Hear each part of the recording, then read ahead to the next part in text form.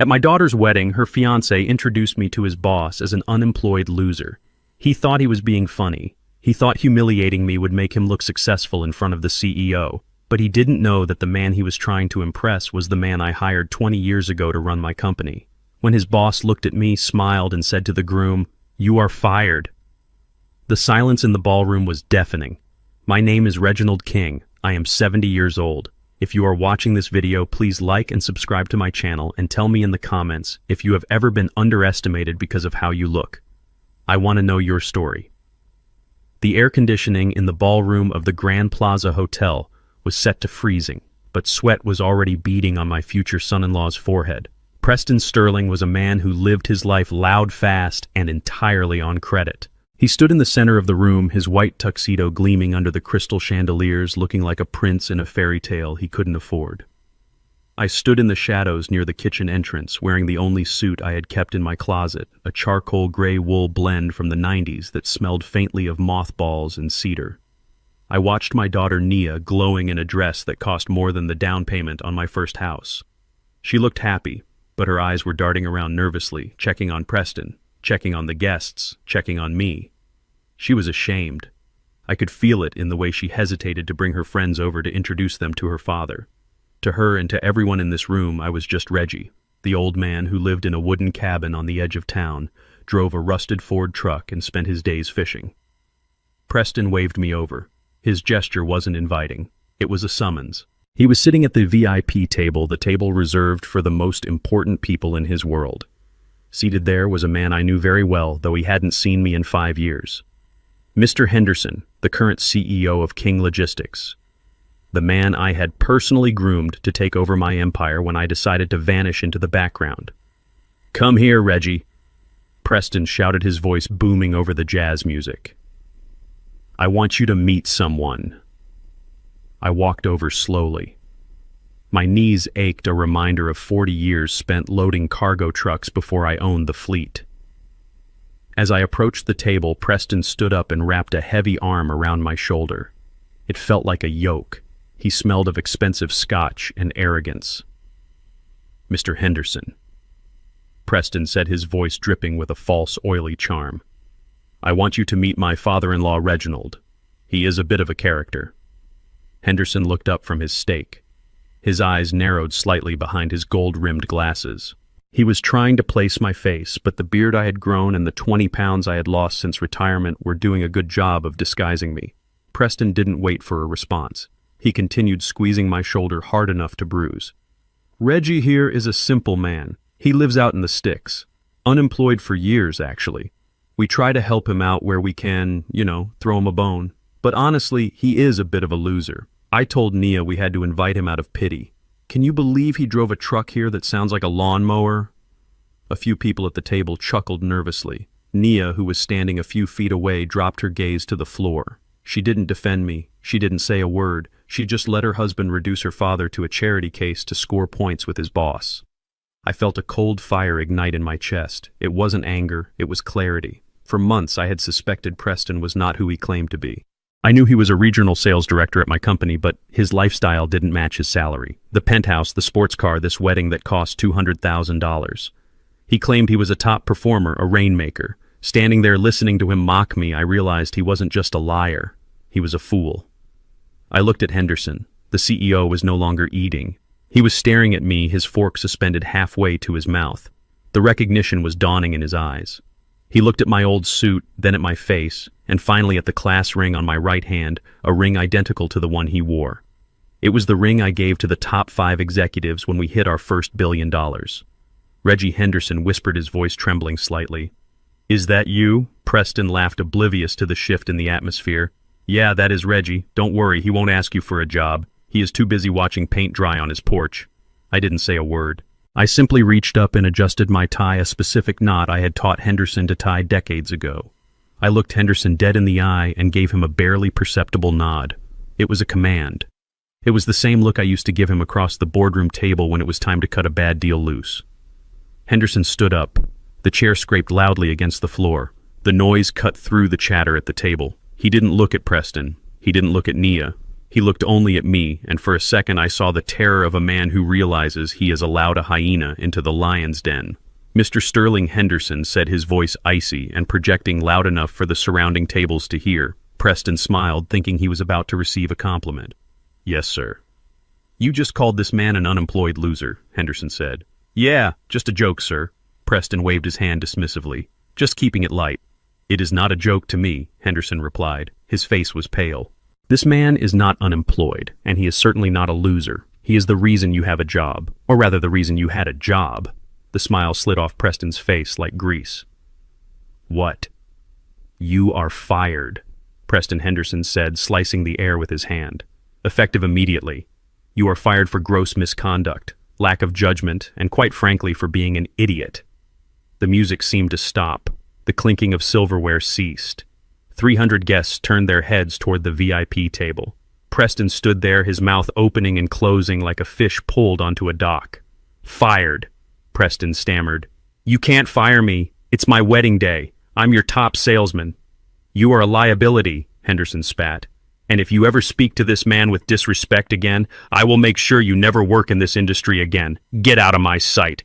Henderson turned to me and bowed his head slightly. It was a gesture of deep respect, a soldier saluting his general. I kept my face impassive. I didn't want to reveal my full identity yet. Not here, not like this. I wanted Preston to suffer in the confusion. Preston looked at Henderson, then at me, his face twisting into a mask of pure rage. He couldn't process what was happening. In his mind, I was the cause. I was the bad luck. I was the stain on his perfect white tuxedo. Nia let out a gasp, her hands flying to her mouth. The glass of champagne she was holding slipped from her fingers and shattered on the marble floor. The sound was sharp and violent, breaking the trance of the room. I looked at Preston, whose face was turning a dangerous shade of purple. I reached out to a passing waiter, took a glass of red wine from his tray, and took a slow, deliberate sip. "This wine is sour," I said calmly, my voice carrying through the silence. "Just like your manners, Preston." Preston lunged toward me, his hands reaching for the lapels of my old suit. "You did this!" he screamed, spittle flying from his mouth. "You old senile fool. What did you say to him? You ruined everything." Security guards, who Henderson must have signaled, stepped in, immediately restraining Preston before he could touch me. He thrashed in their grip, screaming obscenities, blaming me, blaming the world, blaming everyone but himself. I turned my back on him. I walked over to the table, picked up a linen napkin, and wiped a speck of dust from my sleeve. The wedding was over. The war had just begun. And Preston Sterling had no idea that he had just declared battle against the man who owned the battlefield. Preston didn't just get angry, he shattered. The reality of what Henderson had said hit him like a physical blow, but instead of accepting it, his mind rejected it completely. It was easier for him to believe that the world had gone mad than to admit he had made a mistake. He stood there, his chest heaving, his eyes darting back and forth between Henderson and me with a manic intensity. "You are joking." Preston laughed, but it was a dry, hysterical sound that made the guests closest to him step back. "This is a test, right, boss? You are testing my loyalty. You want to see if I can handle pressure. Well, I can handle it." "Good one, sir. You really had me going there for a second."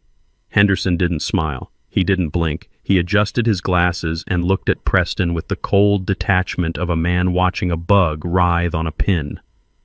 "I am not joking, Mr. Sterling. You are fired. Leave the premises immediately before I have you escorted out by force."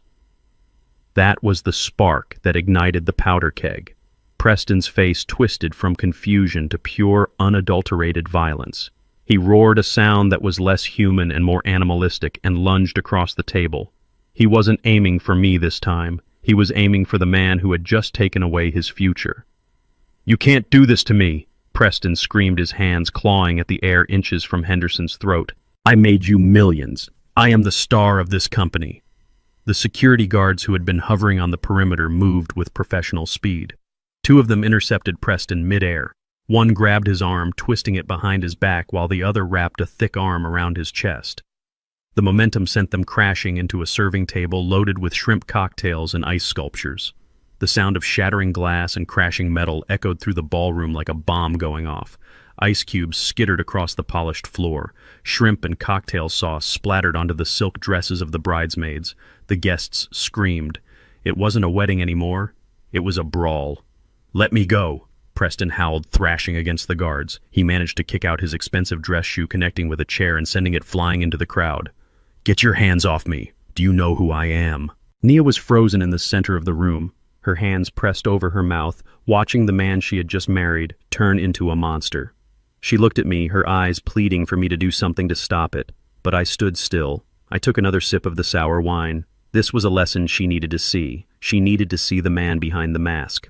The guards finally managed to pin Preston to the floor. His white tuxedo was now stained with red cocktail sauce, looking like blood. His hair was a mess hanging over his wild eyes.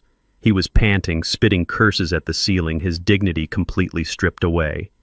"Get him up," Henderson ordered, wiping a speck of sauce from his lapel. "And get him out of my sight." As the guards hauled Preston to his feet, the atmosphere in the room shifted from shock to judgment. The guests were whispering, pointing, recording everything on their phones.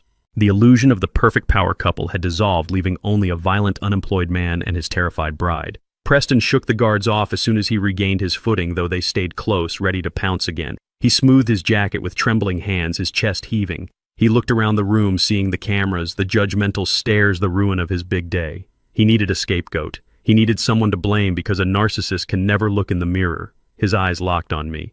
"This is your fault," he screamed, pointing a shaking finger at my chest. "You did this, you and your bad luck. You walked in here looking like a beggar and you poisoned everything." He turned to Nia, who was sobbing quietly now.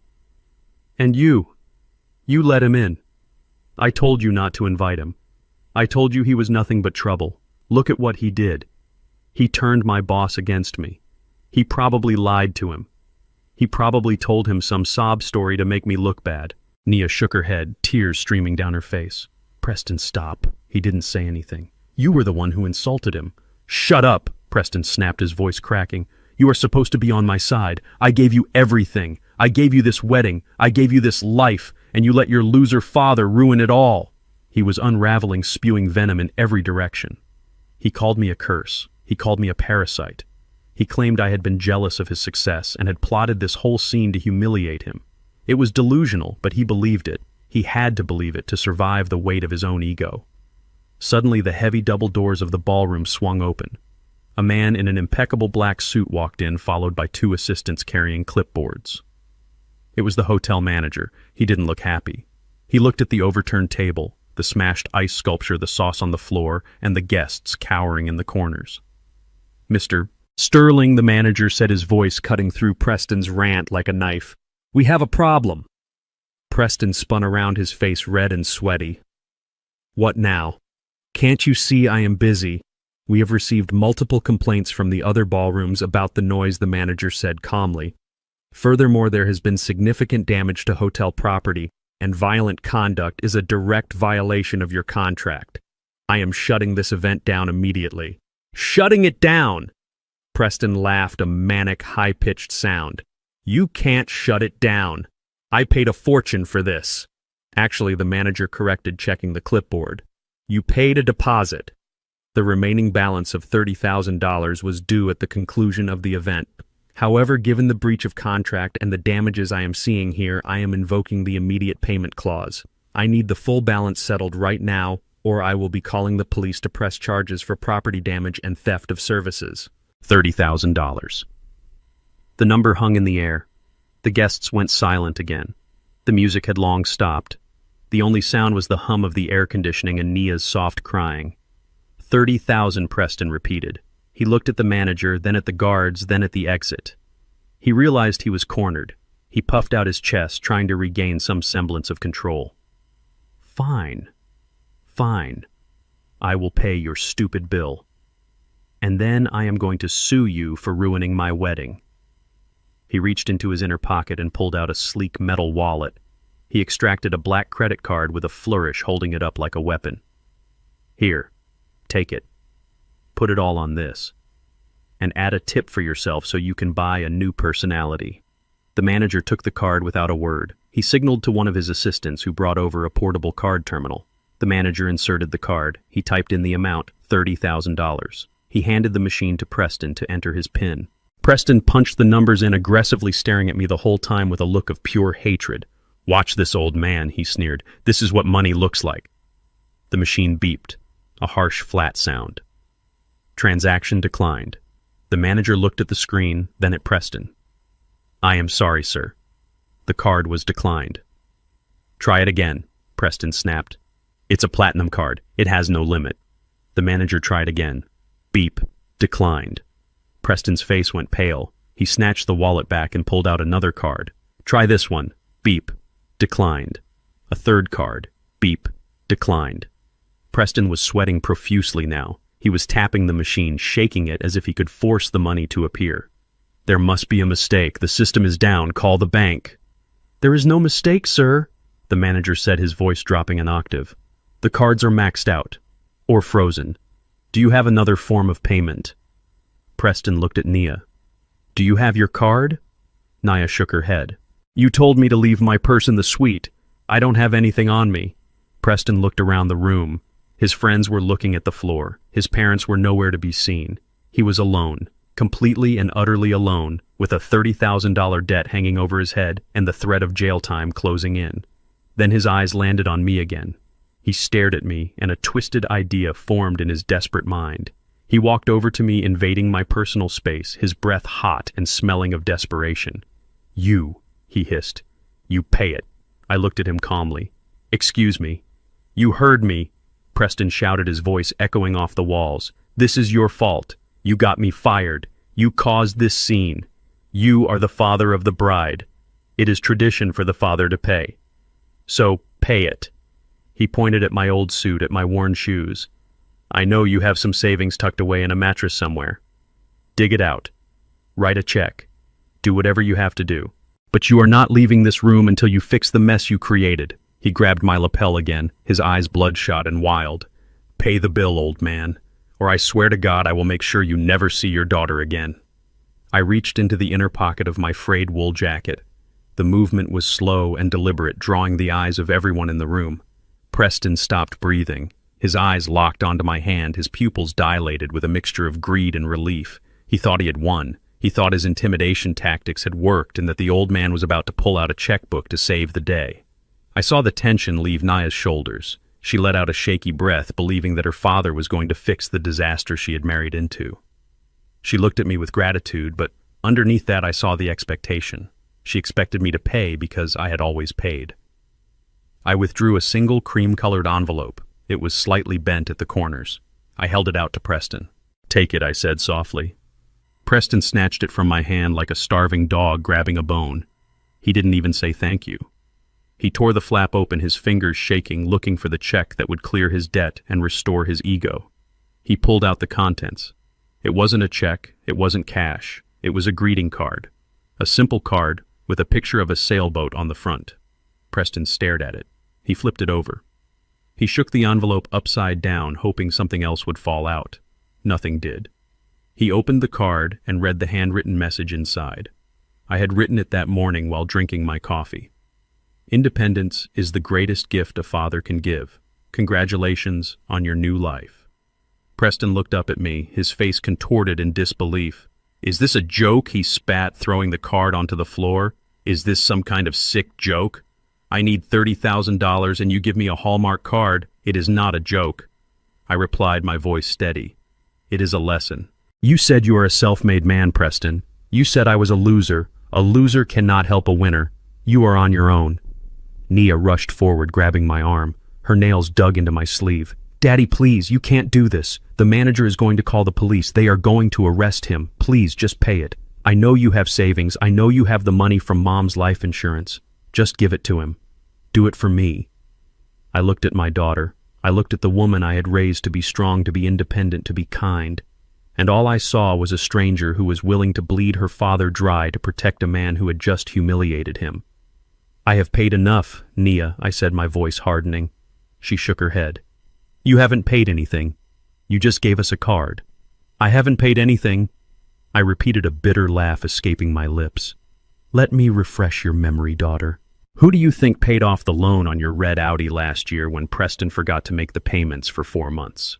It wasn't the bank being nice. It was me." Nia froze. Her eyes went wide. "Who do you think put up the down payment for that condo in downtown Atlanta you two brag about owning?" I continued, my voice rising just enough to carry over the whispers of the crowd. You told everyone it was Preston's bonus. Preston told everyone he was a real estate genius, but I wrote that check. I sent it anonymously to the closing attorney so you wouldn't lose the deal. Preston stepped back looking like he had been slapped. He knew. He had always suspected, but he had never wanted to admit that his lifestyle was subsidized by the man he despised. And the credit card debt, I added, looking directly at Preston. The $50,000 you racked up on online gambling last Christmas. You told Nia you won a lottery scratch-off to pay it back. There was no lottery. I paid the bookie because I didn't want men with baseball bats showing up at my daughter's door. I stepped closer to them. I have spent $200,000 in the last 2 years cleaning up your messes. I did it from the shadows because I wanted you to have dignity. I wanted you to have a chance to stand on your own feet. But today, you showed me that you don't want dignity. You want a servant. You want an ATM. Nia was crying openly now, her makeup running down her face. Daddy, stop. Please stop. Everyone is listening. You are embarrassing us. I am not embarrassing you, I said coldly. You embarrassed yourselves. You introduced me as a loser. You introduced me as a burden. Well, congratulations. The burden is gone, and so is the bank. Preston wiped the sweat from his face, his eyes darting around the room like a trapped animal. He saw the security guards moving closer. He saw the manager tapping his watch. He needed a lifeline, and he realized he had one card left to play. Nia, he barked, use the emergency card. The one your dad gave you for medical emergencies. It has a high limit. Use it. Nia looked at me, then at Preston. She hesitated. Do it, Preston screamed, or I am going to jail. Nia reached into her purse. She pulled out a small silver credit card. It was a supplementary card linked to one of my private accounts. I had given it to her 5 years ago, telling her it was for life or death situations only. She had never used it, until now. She walked toward the manager, her hand trembling. Here, she said, her voice barely a whisper. Try this. I didn't move to stop her. I didn't grab her hand. I simply reached into the pocket of my trousers and pulled out my phone. It wasn't a smartphone. It was an old, rugged brick phone that I used for secure communications. It looked like a relic, something a construction worker would use in the early 2000s. Preston saw the phone and let out a laugh. Look at that. He is calling for help on a dinosaur. I didn't look at him. I dialed a short code. *99#. It was a direct command to my banking mainframe, a kill switch I had programmed for this specific account. I pressed send. The manager took Nia's card. He swiped it. He waited. I watched the machine. I watched the red light blink. Declined, the manager said. Nia gasped. That is impossible. Daddy said it had $50,000 on it. Try again. The manager swiped it again. Declined. Card invalid. Please confiscate. The manager looked at Nia. I am sorry, ma'am. This account has been frozen, and the bank has ordered me to keep the card. He slipped the plastic rectangle into his pocket. Nia turned to me, her face a mask of betrayal. Daddy, what did you do? I put the brick phone back in my pocket. I patted the side of my leg. I cut you off, Nia, I said. You chose him. You chose the man who mocks your father. You chose the man who spends money he doesn't have. You chose the man who values appearance over character, so you can deal with the consequences together. That is what marriage is. Preston roared in frustration and tried to rush me again, but the security guards were ready. They slammed him against the wall, handcuffing him before he could take 2 steps. That is assault, Preston screamed as they dragged him toward the door. I will sue you. I will sue this hotel. I will sue everyone. The manager signaled to his staff. Call the police and get the invoice ready for the legal team. I adjusted my jacket. I looked at Henderson, who was watching the scene with a grim satisfaction. He nodded at me, a silent acknowledgement that justice had been served. I walked past Nia. She tried to grab my hand, but I stepped out of reach. Daddy, wait, she sobbed. How are we going to get home? They took the car keys. Take the bus, I said without breaking stride. It builds character. I walked out of the ballroom, the heavy doors swinging shut behind me, cutting off the sound of Preston's screaming and my daughter's crying. I walked through the lobby and out into the cool night air. My rusted Ford truck was waiting for me in the valet line, parked right next to the Bentleys and Mercedes. The valet boy looked at me holding my keys. Ready to go, sir? He asked. I took the keys and climbed into the cab. The engine roared to life with a rough, sputtering sound that Preston hated. I smiled. It was the sound of freedom. I drove away from the hotel, leaving the chaos in my rearview mirror, knowing that the hardest part was yet to come. They would come for me. They would come for my land, and I would be ready. 3 days passed in a silence that felt heavy like the air before a tornado touches down. I spent those days sitting on my porch, whittling a piece of cedar wood and watching the road. I knew Preston wasn't done. A man like him, stripped of his ego and his income, doesn't just fade away. He explodes. I just didn't know when the shrapnel would fly. It happened on Tuesday afternoon. A black SUV tore up my gravel driveway, kicking up a cloud of dust that settled over my freshly washed truck. They didn't park. They skidded to a halt inches from my front steps. Preston jumped out of the driver's seat. He looked like a man who hadn't slept in 72 hours. His expensive shirt was wrinkled. His eyes were bloodshot, and he moved with the jerky, frantic energy of an addict looking for a fix. Nia climbed out of the passenger side. She looked smaller than I had ever seen her. Her shoulders hunched, her eyes fixed on the dirt. Preston didn't knock. He kicked the front door open. The old wood groaned and splintered near the lock, the sound echoing through the small cabin like a gunshot. He stormed into my living room, bringing the smell of stale sweat and desperation with him. "You think you are smart, old man?" he screamed, his voice cracking. "You think you can ruin my life and just sit here playing with sticks?" I stood up slowly from my armchair, my hand tightening around the handle of my pocket knife. "Get out of my house, Preston. This isn't a house," he spat, spinning around. "It is a shack. It is a termite mound. I don't know how Nia lived in this filth." He grabbed a ceramic vase from the mantel. It was a simple blue thing, imperfect and slightly lopsided. My wife Beatrice had made it with her own hands 40 years ago in a pottery class we took together. It was the first thing she ever made. "Don't touch that," I warned, my voice dropping to a dangerous growl. Preston looked me in the eye and smashed the vase against the floor. The ceramic shattered into 100 pieces. He kicked the shards across the room, grinding the memory of my wife into the dust. "Oops," he sneered. He then grabbed a framed photo from the side table. It was the last picture taken of Beatrice before the cancer took her. She was smiling, sitting in the garden, wearing her favorite sun hat. "And this garbage," Preston yelled. "It belongs in the trash." He threw the photo out the open door. It landed face down in the dirt of the front yard. My heart hammered against my ribs with a violence I hadn't felt in years. I wanted to tackle him. I wanted to break him. But I stayed rooted to the spot. Violence was his language. If I fought him physically, he would win the narrative. I had to beat him my way. Preston reached into his jacket and pulled out a thick legal envelope. He slammed it onto my small dining table with enough force to make the salt shakers jump. "Read it," he commanded. I didn't move. "Tell me what it is." "It is a lawsuit," Preston announced, puffing out his chest. "Defamation of character, loss of income, emotional distress, malicious interference with a business contract. I am suing you, Reginald. I am suing you for $5 million. I looked at the envelope, then at him. $5 million, I repeated calmly. "You don't have $5, Preston." "I will when the court is done with you," he shouted. "You told lies to Henderson. You slandered me. You destroyed my reputation in this town. I can't get a job interview. No one will hire me. You took everything from me, so now I am going to take everything from you." I looked at Nia. She was standing by the door, refusing to look at the broken vase or the photo in the dirt. She was trembling. "Nia," I said softly, "is this what you want?" She didn't answer. She just wrapped her arms around herself as if she were cold. "Don't talk to her," Preston barked, stepping between us. "She is on my side. We are a team. And we know you don't have $5 million liquid. We know you are broke, but you have one thing." He pulled another document from his pocket. It was crumpled and stained with coffee. He smoothed it out on the table next to the lawsuit. "This land," he said, waving his hand around the room. "It is the only asset you have. I checked the county records. You own it free and clear. It is a dump and the cabin should be condemned, but developers are buying up properties along the highway." He pointed a shaking finger at the paper. "It was a quitclaim deed. Sign it," he demanded.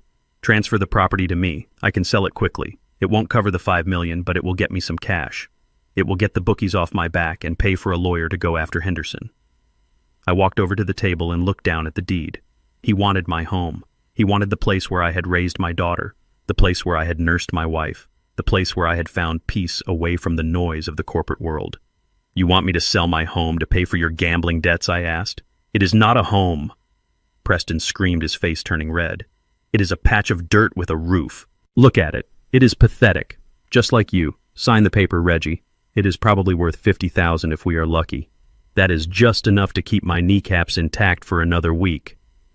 I let out a short, dry laugh. It rattled in my chest. "You think this land is worth $50,000? I asked. "It is dirt and weeds," he said dismissively. "What else could it be worth?" I picked up the deed and looked at the legal description. He hadn't even read it properly. He just saw a cabin and a driveway. "Preston," I said, my voice steady and cold. "You see a shack and a garden. You see what is in front of your face. But you didn't look at the survey." I stepped closer to him, forcing him to look up at me. "This cabin sits on 50 hectares of land," I revealed. "I bought the surrounding parcels 40 years ago when everyone said the highway would never come this far out. I own the timber rights. I own the mineral rights. And last year, the city rezoned this entire sector for commercial development." Preston's eyes bulged. His mouth fell open. "This land isn't worth $50,000, I said. "It is appraised at $12 million. The silence that followed was absolute. Even Nia looked up, her eyes wide with shock. Preston stared at me and then looked around the cabin with a new expression. The disgust was gone, replaced instantly by a ravenous, desperate greed. He looked like a starving wolf that had just stumbled upon a slaughterhouse. "$12 million, he whispered. "You are sitting on $12 million and you live like this. You drive that piece of junk truck and wear these rags when you have $12 million in the dirt." "I live like this because I choose to," I said. "Because my memories are here. Because my wife is buried under the oak tree out back. You see a price tag, Preston. I see a sanctuary, and I am not selling a square inch of it to save a leech like you." Preston's shock morphed back into rage, but this time it was fueled by envy. He snatched a pen from his pocket and shoved it into my chest. "Sign it," he hissed. "Sign it right now. You owe us. You owe Naya. You have been hoarding this wealth while we struggle. It is selfish. It is evil. Sign the paper, old man, or I swear I will burn this place to the ground with you in it." "No," I said. Preston threw the pen across the room. It bounced off the wall and landed in the fireplace. He paced back and forth, running his hands through his hair, muttering to himself. He looked at the lawsuit, then at the deed, then at me. He realized he couldn't force me physically, not without crossing a line he wasn't ready for yet. But his eyes lit up with a malicious idea. He pulled out his phone. "Fine. You want to play hardball. You want to keep your precious sanctuary. Let us see how much you love it when it is condemned." He dialed a number, putting it on speaker so I could hear the ringing tone. "Building department," a voice answered. "Yes, I want to report a severe code violation," Preston said, his voice smoothing into a fake tone of concern. "I am at 404 Pine Road. The structure is unstable. The foundation is rotting and there is exposed wiring throughout the house. It is a fire hazard. I am very worried it is going to collapse on the elderly occupant." He looked at me and winked. "Yes, I am a concerned relative," he continued. "Please send an inspector immediately. It needs to be condemned. It needs to be demolished for safety reasons." He hung up the phone and smiled at me, a cruel, twisted grin that showed all his teeth. "You won't sell it." "Fine. Then I will have the county tear it down. Let us see how much your $12 million land is worth when your house is a pile of rubble." "We are leaving, Nia." He grabbed my daughter by the arm and dragged her toward the door. "Enjoy your last night in your shack, old man," he called out over his shoulder. "The bulldozers are coming." The heavy tires of the municipal truck crunched on the gravel, signaling the arrival of the executioner Preston had summoned. I watched from my rocking chair as the white pickup truck stopped next to Preston's black SUV. The contrast was stark. The city vehicle was dusted with work and utility, while Preston's car screamed of leased luxury and debt. The building inspector stepped out. He was a man who carried his authority like a sledgehammer. He slammed the truck door shut and adjusted his belt, his eyes hidden behind dark aviator sunglasses. He marched toward the porch, ignoring the beautiful morning light filtering through the trees, focused entirely on the clipboard in his hand. Preston stepped forward to greet him, his face lighting up with vindictive glee. "Over here, officer. This is the property. As I told you on the phone, it is a hazard. The wiring is older than I am, and the foundation is basically mud. I am terrified it is going to collapse on my father-in-law." He pointed at me with a gesture that was half accusation, half mockery. Look at him. He sits there because he is probably afraid to move in case the floor gives way. We need an emergency condemnation order. We need it bulldozed before someone gets hurt. The inspector stopped at the bottom of the steps. He looked at the siding of the cabin. He kicked a wooden support beam with his steel-toed boot. The wood held firm solid as the day I placed it, but the inspector made a show of shaking his head and scribbling something ominous on his pink form. I am going to need to see the interior, the inspector grunted, his voice rough. But from the outside I can already see 3 major code violations. We are likely looking at an immediate vacate order. Preston turned to me, his smile stretching so wide it looked painful. Did you hear that, Reggie? An immediate vacate order. That means you get out now. The bulldozers are coming just like I promised. You should have signed the deed when you had the chance. Now you lose the land and the house. Nia stood by the car, her hands covering her face. She was watching her childhood home being sentenced to death, and she didn't say a word to stop it. The inspector walked up the steps. He finally took off his sunglasses to get a better look at the door frame. He looked at me. I didn't move. I didn't flinch. I just looked him dead in the eye. Name of owner. The inspector barked, pen hovering over the paper. Reginald King, I said. The inspector's hand froze. He looked up from the clipboard. He squinted, leaning in closer, studying my face. He looked at the scar above my eye. He looked at the way I held my hands. The aggression drained out of his posture like water from a cracked bucket. His jaw went slack. Mr. King, he whispered. Mr. Reggie King.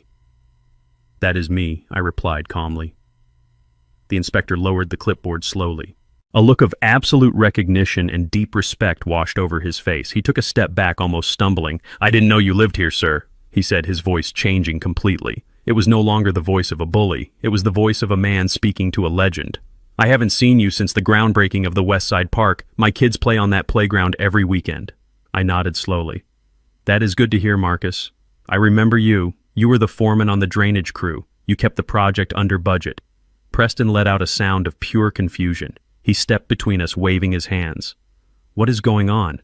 Why are you talking to him like that? He is a code violator. He is living in a shack. Condemn it. Marcus turned on Preston. The look he gave my son-in-law was withering. He looked at Preston like he was something he had scraped off his boot. Who is this clown, Mr. King? Marcus asked me. My son-in-law, I said. He seems to think he is an engineer today. Marcus laughed a short, sharp bark. He looked at Preston. Son, you have no idea who you are talking to. Mr. King didn't just build this cabin. He built half the infrastructure in this county. He privately funded the new wing of the hospital. He paid for the library renovation. If he says this house is safe, then it is the safest building in the state. Preston's face went purple. That is a lie. He is broke. He is unemployed. He bribed you. I will report you. Marcus stepped into Preston's personal space. He was a head taller and 50 pounds heavier.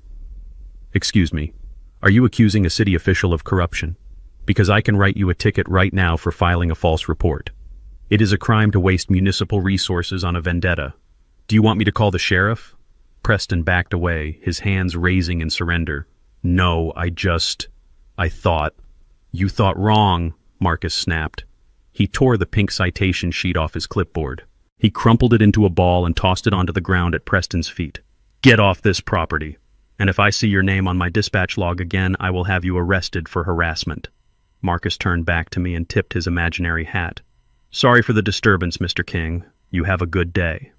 Thank you, Marcus, I said. The inspector got back in his truck and drove away.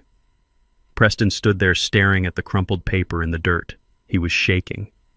He had tried to use the law as a weapon, and it had turned in his hand. He looked at me, and for a second I saw fear. But then the fear turned into something darker, something sharper. He turned slowly toward Naya. She was staring at me with wide eyes, processing what the inspector had said. Hospital wings, libraries, infrastructure. Did you hear that Nia Preston said, his voice soft and poisonous? Nia blinked. Hear what? The Inspector Preston said, walking over to her. He said your dad funded the hospital. He said he paid for the library. Do you know how much that costs? That is millions of dollars, Nia.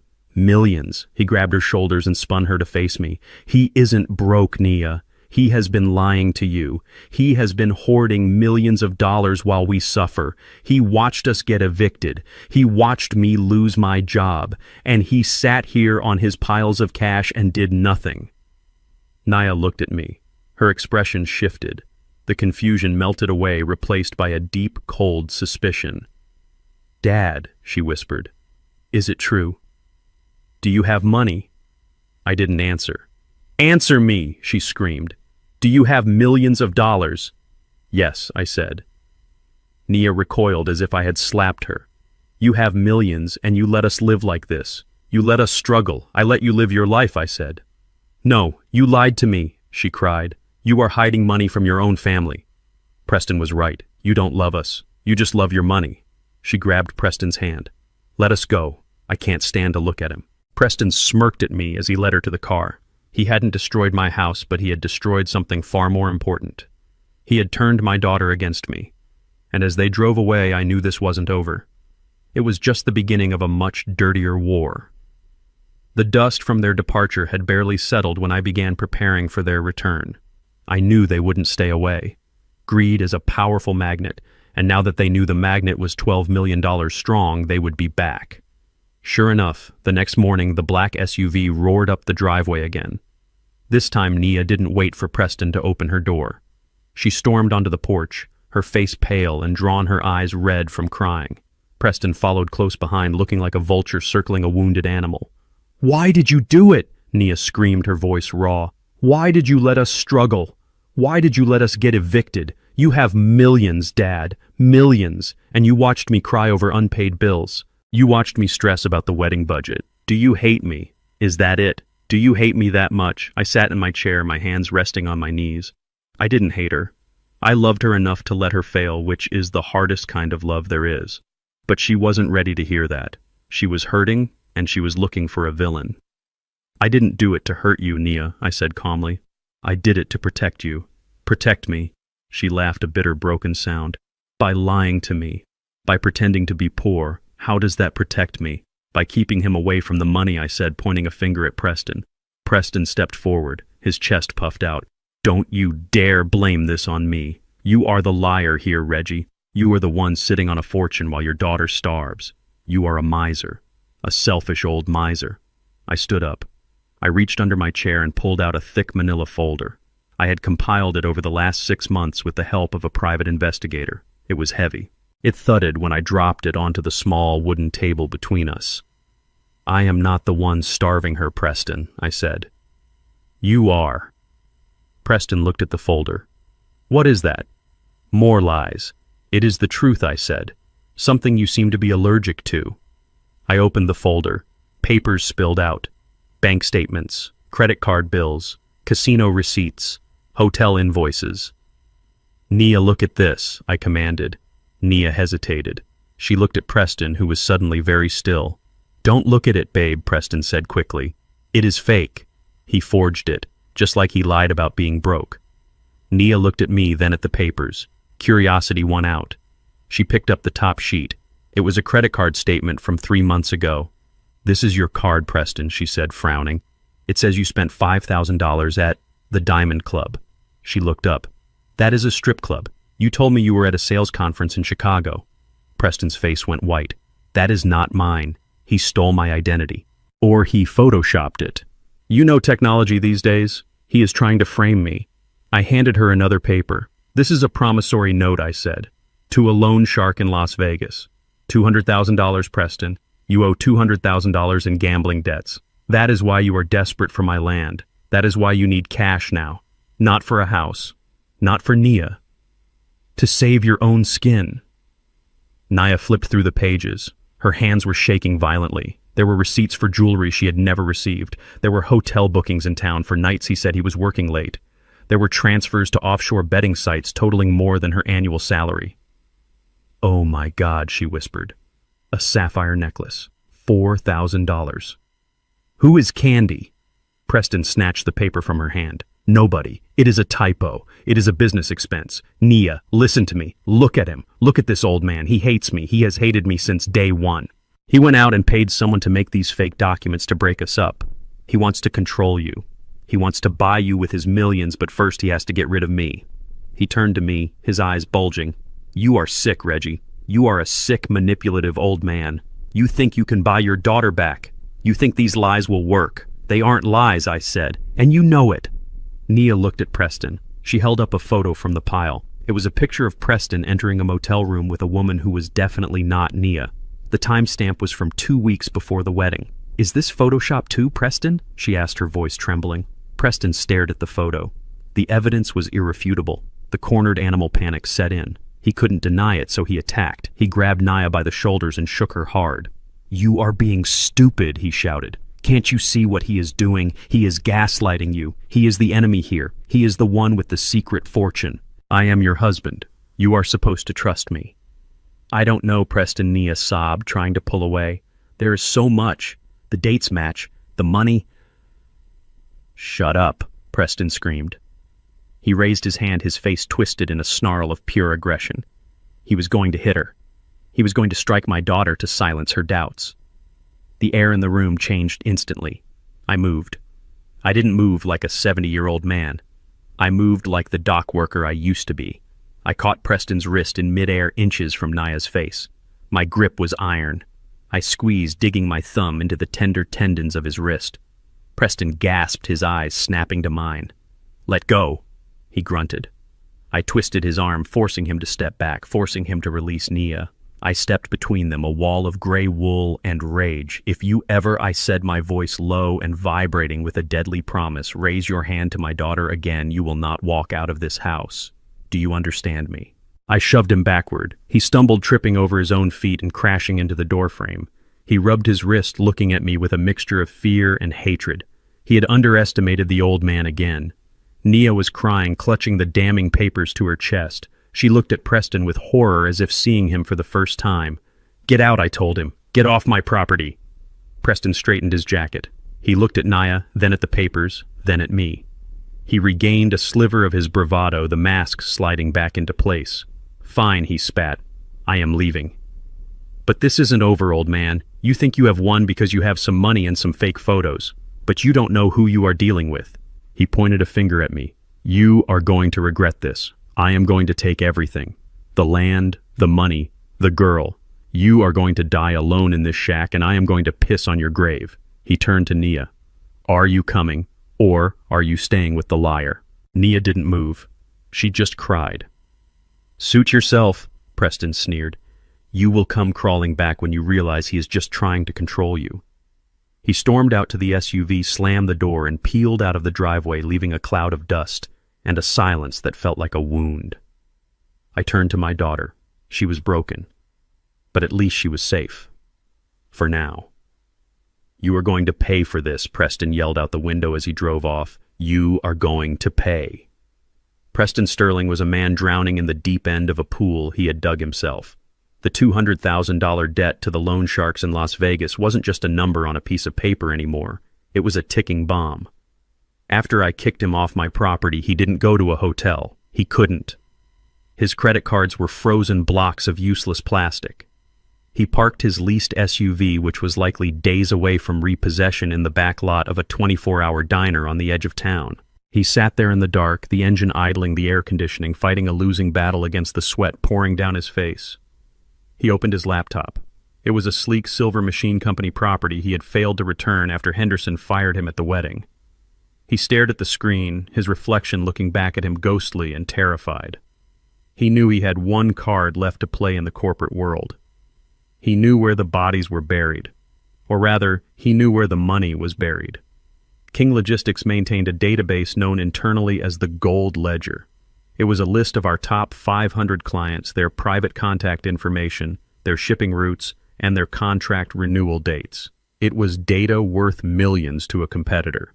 If Preston could download that file and sell it to our biggest rival across town, he could pay off the loan sharks and still have enough left over to fight me for the land. He cracked his knuckles. He connected to the diner's free Wi-Fi. He launched the secure VPN client. His hands were shaking so badly, he mistyped his password twice. On the third try, the connection bar turned green. Access granted. He let out a breath he didn't know he was holding. A twisted smile spread across his face. He thought we were stupid. He thought Henderson had forgotten to revoke his credentials in the chaos of the wedding aftermath. He navigated through the server folders, his eyes scanning for the file. There it was. Gold Ledger Master XLSX. He clicked download. "I got you," he whispered to the empty car. "I got you all." The progress bar appeared on his screen. 10%, 20%. He was already calculating the payout. He was already imagining the look on Henderson's face when the company lost its biggest accounts. He was salivating at the thought of buying a lawyer to destroy me. 50%. At that exact moment, I was sitting on the porch of my cabin watching the fireflies dance in the twilight. A mug of chamomile tea sat on the railing, steam rising into the cool air. The silence of the woods was absolute, a stark contrast to the chaos brewing in Preston's life. I felt a vibration in the pocket of my work trousers. It wasn't a smartphone notification. It was a steady, rhythmic pulse from my old brick phone. I pulled it out. The small monochrome screen was glowing with a single line of text. "Intrusion detected. User ID Sterling." I didn't panic. I didn't rush to a computer. I took a sip of my tea. Preston thought he had found a security oversight. He thought he had found a back door. What he didn't know was that I had built that back door myself 20 years ago.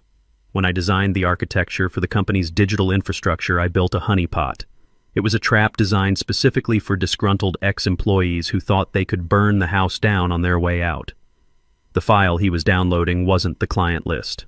It was a digital executable file disguised as a spreadsheet. It was a program I called the guillotine. I looked at the phone. It gave me two options. One was to block the access. The other was to execute the countermeasure. I thought about the way he spoke to my daughter. I thought about the vase he smashed. I thought about the disrespect he showed to the people who built this company. I pressed the button for option 2. Execute. In the parking lot of the diner, Preston's laptop screen flickered. The download bar hit 99% and stopped. "Come on," he hissed, tapping the enter key. "Come on, you piece of junk." The screen didn't finish the download. Instead, it turned a bright, angry crimson. A text box appeared in the center of the screen, black letters against the red background. "Unauthorized access detected. Countermeasures initiated. Smile, you are on camera." Preston froze. The little green light next to his webcam turned on. Before he could cover it, the camera snapped a series of high-definition photos of his face, capturing the exact moment his arrogance turned to terror. Then the laptop went haywire. The cooling fans spun up to maximum speed, creating a high-pitched whine that sounded like a jet engine taking off. The hard drive began to overwrite itself, scrubbing every piece of data Preston had ever saved.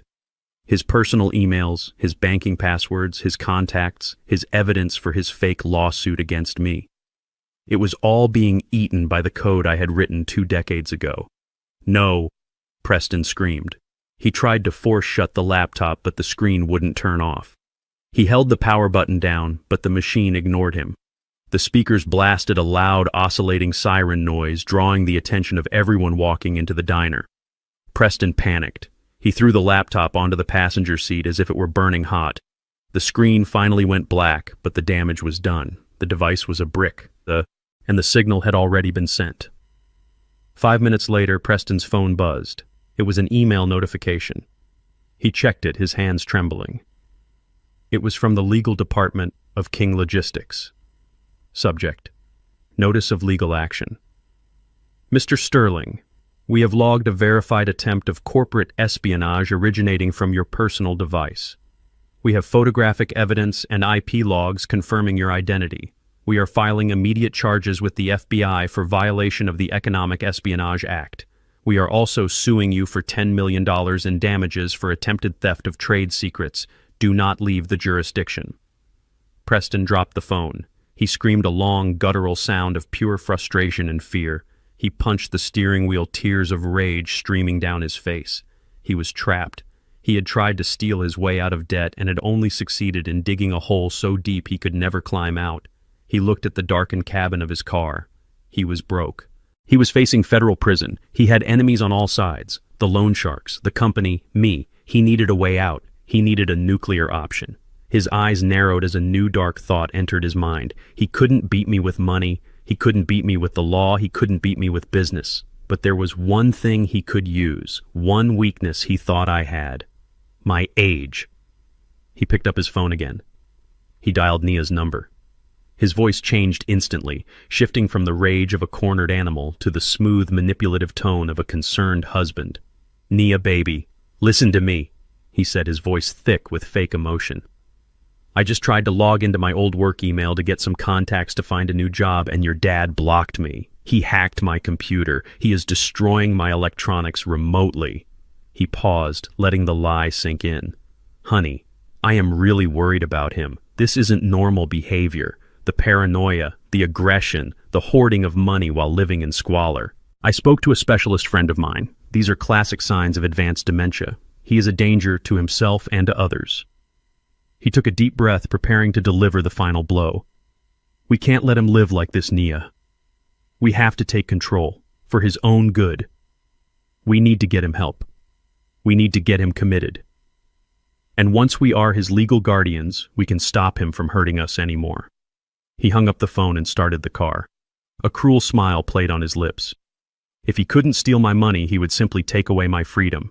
He would lock the old man away and take the keys to the kingdom. It was time for the final hand, the nursing home plot. The seed of doubt Preston planted in my daughter's mind bloomed into a poisonous tree within hours. He didn't give her time to think. He didn't give her time to come ask me for the truth. He isolated her in their cramped, temporary apartment and bombarded her with fear. I wasn't there to defend myself, but I know exactly what he said because Nia told me later through tears of shame. He paced around her waving his dead phone like a prop in a horror movie. He told her that I hadn't just blocked him from a computer. He told her I was raving. He claimed I had called him screaming about spies and assassins. He told her that the millions of dollars I claimed to have were just a symptom of extreme delusion, a common fantasy for seniors losing their grip on reality. He leaned in close, whispering his darkest lie yet. He told her I was hoarding kerosene. He said I had threatened to burn the cabin down to keep the government away from my imaginary fortune. "Do you want to get that call, Nia?" he asked her, his voice trembling with fake concern. "Do you want the sheriff to call you at 3 in the morning to tell you your father burned to death because we didn't act? We are the only ones who can save him. He is sick, baby. He is so sick he doesn't even know who he is anymore. That is why he attacked me. That is why he humiliated us. It is the disease talking." Nia broke. She was exhausted, broke, and terrified. She loved me, and Preston used that love as a weapon against me. She agreed to sign the papers. She agreed to the emergency and voluntary commitment. It happened at 2 in the morning. I was awake, sitting in the dark, monitoring the security feeds on my old phone. I saw the headlights cut through the trees long before they reached the cabin. It wasn't a police car. It wasn't a standard ambulance. It was an unmarked white van with tinted windows. Preston hadn't called the county services. He had hired a private patient transport service, the kind that asks no questions as long as the check clears. I stood up and put on my jacket. I knew I couldn't fight them off physically. If I pulled a gun or threw a punch, I would only prove Preston's narrative that I was violent and unstable. I had to play this hand differently. I reached into my safe and took out a small silver USB drive. I had prepared it days ago for a moment just like this. I slipped it into my palm, hiding it inside my sleeve. The front door burst open. No knock, no warning. 2 men in blue scrubs entered. They were the size of linebackers, their faces blank and professional. Preston walked in behind them holding a clipboard. Nia trailed at the back, her face buried in her hands, sobbing. "Mr. King," the first orderly said, stepping toward me. "We are here to take you to a safe place." I didn't move. I looked at Preston. "You are a coward, Preston. You can't win a fair fight, so you have to lock me away." Preston didn't look at me. He turned to Nia and held out the clipboard and a pen. "Sign it, honey. The doctor is waiting. We have to do this now before he hurts himself." Nia looked at me. Her eyes were wide with terror and sorrow. "Daddy, please. It is for your own good. You are not well." "We just want to help you." "I am perfectly sane, Nia," I said calmly. "And he is lying to you." "See?" Preston shouted, pointing at me. "He is paranoid. He thinks everyone is lying. Sign the paper, Nia. Do it now." Nia's hand trembled as she signed the involuntary commitment order. The scratch of the pen on the paper sounded like a sentence being passed. As soon as the ink was dry, the orderlies moved. They didn't ask me to walk. They grabbed my arms. I stiffened, planting my feet. "I can walk," I said. "He is resisting." Preston yelled. "Sedate him." One of the men pulled a syringe from his pocket. It was already prepped. He didn't hesitate. He jabbed it into my shoulder through the wool of my jacket. I felt the sting, then the cold rush of the chemical hitting my bloodstream. "You didn't have to do that." I gritted out my legs, starting to feel heavy. Preston smiled. It was a smile of pure victory. He walked over to me as the drug began to pull me down. "It is better this way, Reggie," he whispered so only I could hear. "You get a nice padded room. I get the power of attorney. I get the land. I get the money. And Nia gets to think she saved her daddy. Everyone wins." My vision blurred. The room tilted. The orderlies began to drag me toward the door. My feet dragged on the floorboards. I fought the darkness closing in on my mind. I had one last thing to do, one last move to make, before I disappeared into the system. Nia was standing by the doorframe, crying, unable to look at me. I slumped, making myself dead weight, forcing the orderlies to adjust their grip. This brought me inches from her. I reached out with my right hand, the one holding the USB drive. I grabbed the edge of her jacket. She flinched, looking down at me. She expected me to scream. She expected me to beg. I didn't. I used the last ounce of my dexterity to slip the silver drive into her open pocket. My fingers brushed against her hand. She froze, feeling the cold metal object slide in. I looked up at her. My tongue felt thick. The world was spinning into a gray fog. But I forced my eyes to focus on hers one last time. "Don't cry," I whispered, my voice slurring. "Watch it. Watch what I gave you. Then you can cry." Nia frowned, her hand going to her pocket. She felt the drive. She looked at me, confusion warring with her grief. "Move him out," Preston barked. The orderlies hauled me through the door and into the night air. They threw me into the back of the van and strapped me to a gurney. The last thing I saw before the heavy metal doors slammed shut was Preston putting his arm around Nia, comforting her for the crime he had just forced her to commit. The engine started. The van lurched forward. I closed my eyes, letting the sedative take me. I was going to a prison, but I had left the key behind. Preston thought he had buried me. He didn't realize he had just handed the shovel to the only person who could dig me out. I woke up to the smell of ammonia and stale urine. My head felt heavy, like it was stuffed with wet cotton, a lingering effect of the sedative they had forced into my veins. I tried to sit up, but my muscles were sluggish and unresponsive.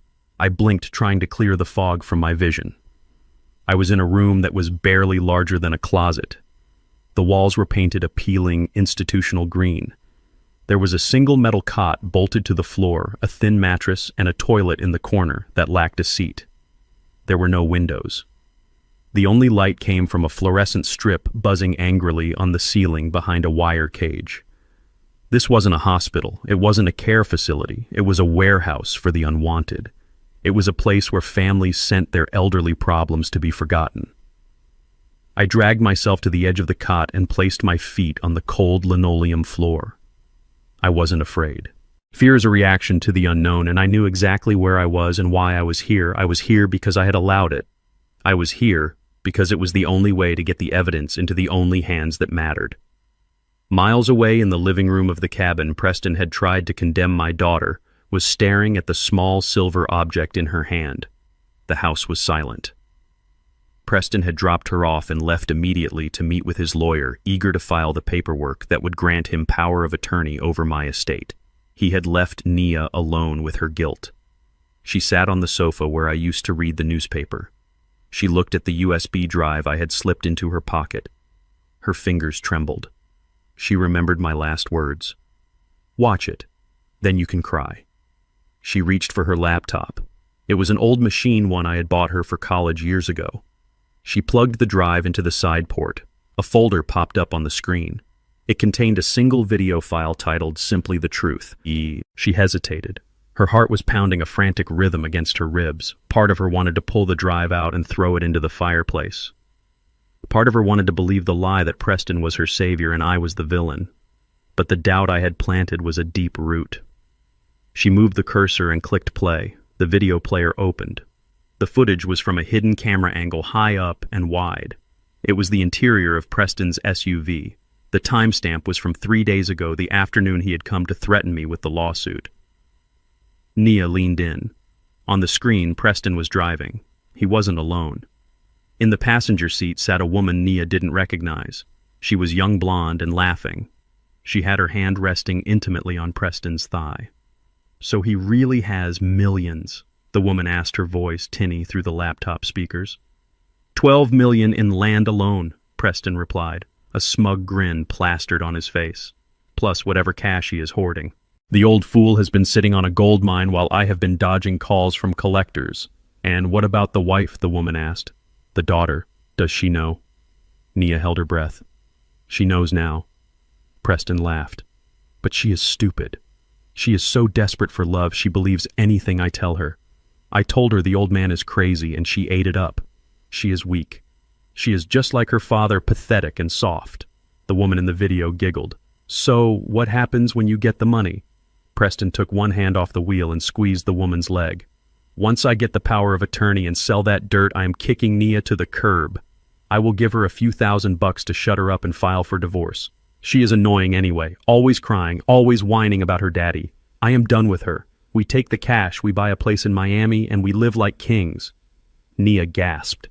The air left her lungs. She watched as the Preston on the screen leaned over and kissed the woman a long, passionate kiss while driving the car her father had paid for.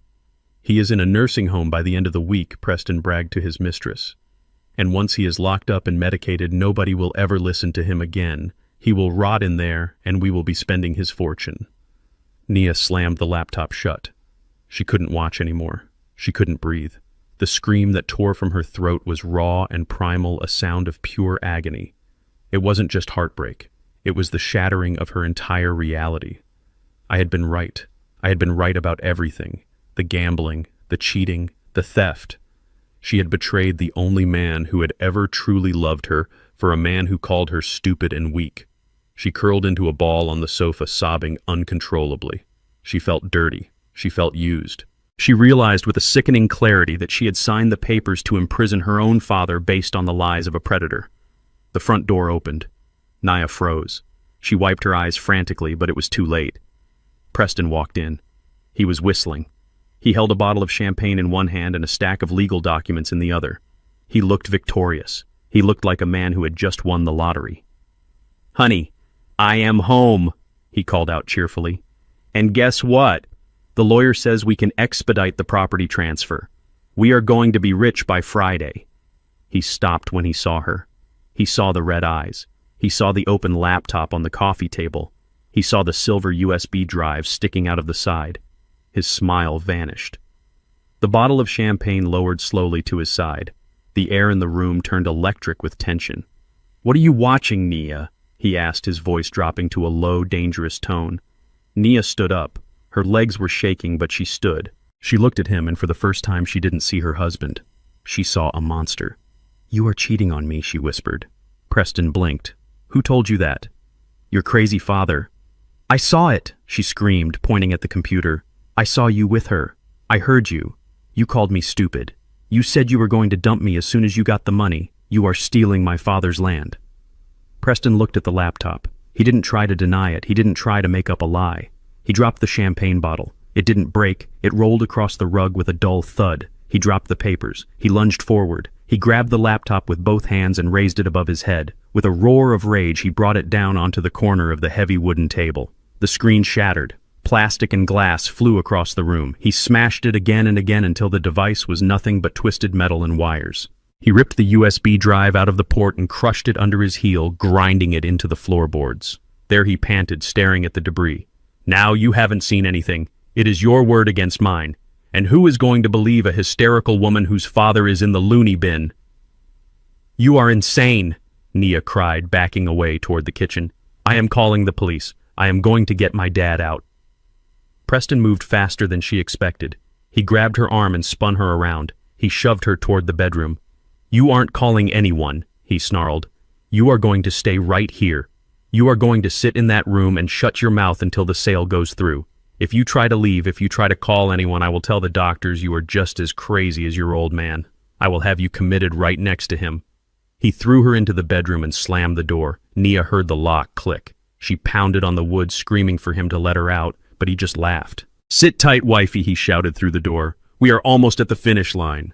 Back in my cell, the heavy steel door opened. A large orderly walked in. He held a cordless phone in his hand. He looked at me with dead eyes. "Call for you," he grunted. He held the phone to my ear. I couldn't move my arms fast enough to take it. "Hello?" I rasped, my throat dry. "Hello, Reggie." Preston's voice chirped in my ear. How is the vacation? Is the food good?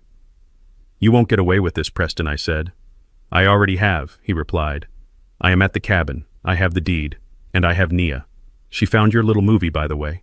She didn't like it. But don't worry, I took care of her. She is locked in her room for her own safety. Just like you. My hand clenched into a fist. If you hurt her... What are you going to do, Reggie? He interrupted. You are locked in a box. You are powerless. You are nothing. I have the land. I have the girl. And you are going to rot in there until you die. Goodbye, old man. The line went dead. The orderly took the phone back and walked out the lock, engaging with a heavy clank behind him.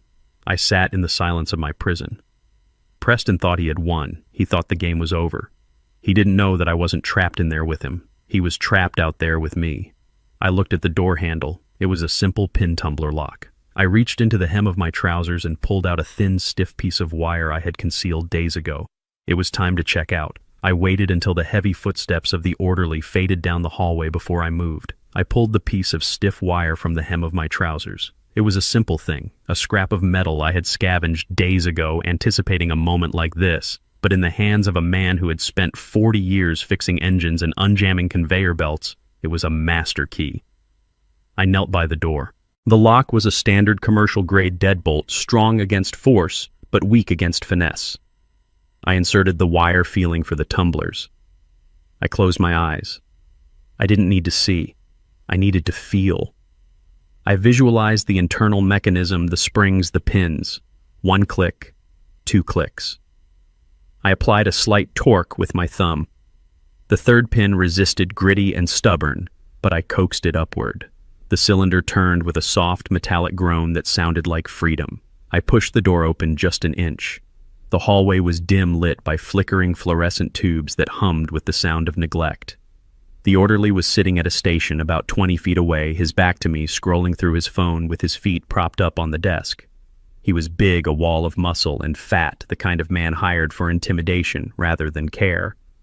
I slipped out of the room, my socks silent on the cold linoleum. I didn't run.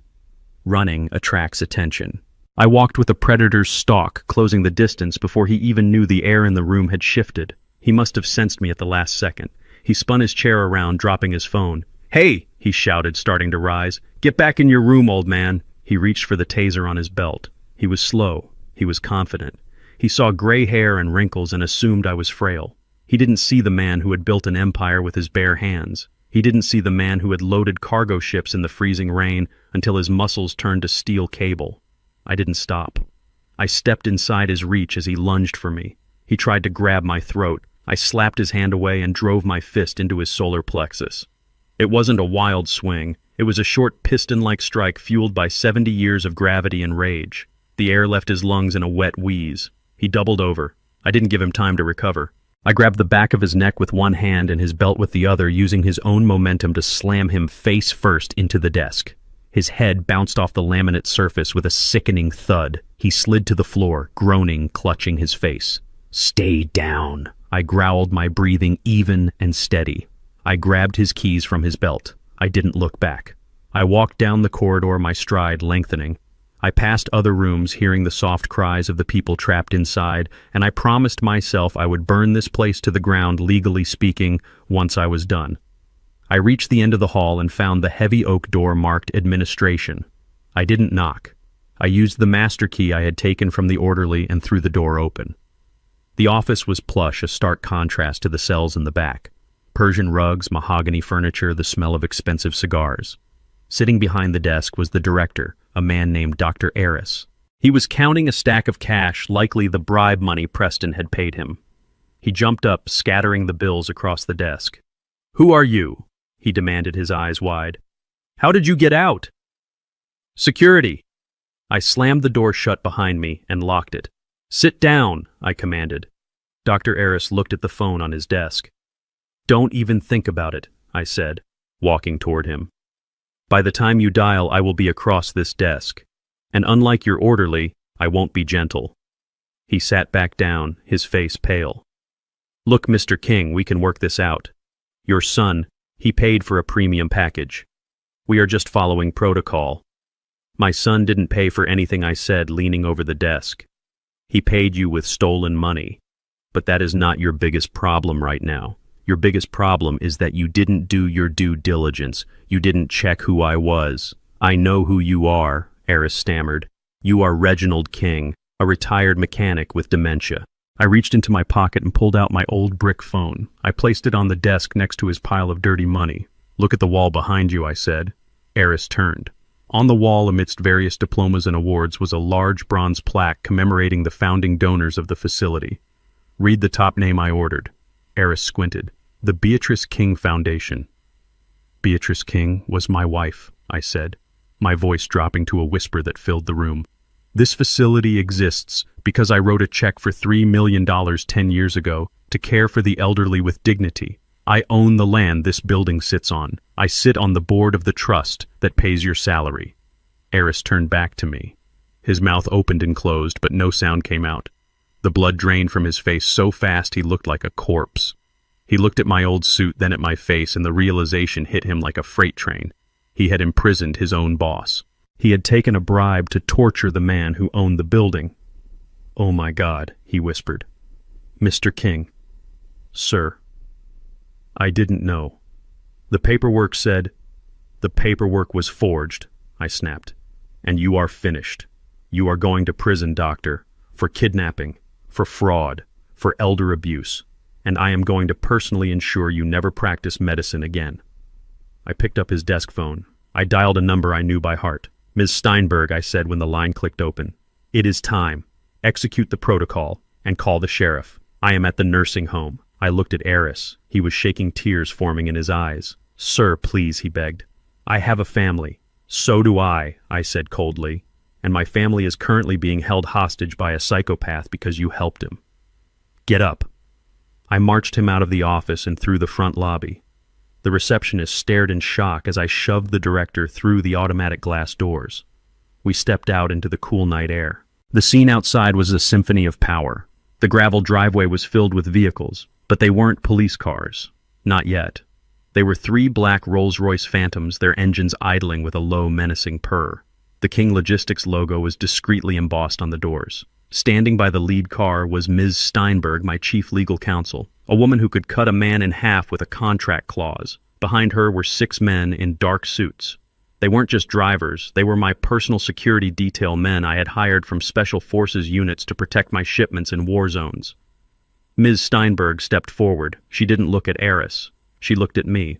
"Mr. King," she said, handing me a fresh tablet and a clean jacket. "The sheriff is 5 minutes out. We have the warrants prepared." "Good," I said. I turned to Eris, who was staring at the fleet of cars with his jaw on his chest. "Wait here for the police," I told him. "If you move, my associates will detain you. And they are not as patient as I am." I walked to the lead Rolls-Royce. The driver, a man named Marcus, who had been with me for 15 years, opened the rear door. "Where to, sir?" Marcus asked. I looked toward the horizon, toward the woods, where my cabin stood, where my daughter was trapped, where Preston was celebrating a victory he hadn't earned. I adjusted my new jacket. I felt the strength returning to my limbs. The old man was gone. The CEO was back. "Go to my house, Marcus," I said, stepping into the leather interior. "We have to take out the trash." The air inside the cabin was thick with the smell of stale sweat and impending violence. Preston Sterling had crossed the line from desperate to deranged. He paced the small living room, a serrated steak knife gripped tightly in his sweating hand. He had ripped the phone cord from the wall. He had locked the front door. He had trapped my daughter in the very sanctuary I had built to protect her. Nia sat at the wooden dining table, her body trembling so violently the chair rattled against the floorboards.